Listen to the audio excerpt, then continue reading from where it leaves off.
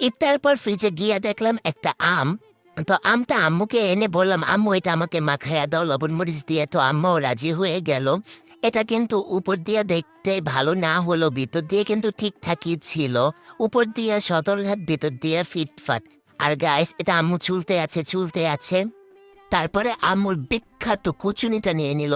তো আম্মু এটা দিয়ে কুচু কুচু কুচু কুচু কুচু কুচু করতেই আছে। আর এটা আমি একটু হেল্প করলাম আম্মুকে। আম্মু বলল, ওরে বাবারে, আজকে সূর্য কোন দিক দিয়ে উঠছে, নিজের খাওয়ার জন্য তুই আমাকে হেল্প করতে আসছিস? হেল্প করলেও কথা শুনতে হয়, হেল্প না করলেও কথা শুনতে হয়, এই কি অবস্থা! তারপর এটার মধ্যে আম্মু দিয়ে দিল লবণ। এখন দিয়ে দিল কতটুক চিনি।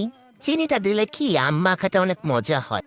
তারপর দেয়া দিল, এটারে কি বল, ও সরি, এটাকে বলে মরিচের গুঁড়ো।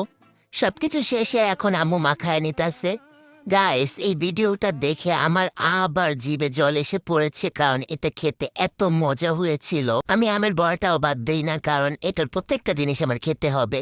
আর খেতে খেতে দেখলাম দুইটা এক্সট্রা লোক এসে পড়েছে। অল্প মাখিয়েছিলাম, কিন্তু ওরা এসে ভাগ বসিয়েছিল। এটা একটা সময় কারাকারি লেগে গিয়েছিল আমার আমের ভর্তা নিয়ে, এ কি অবস্থা!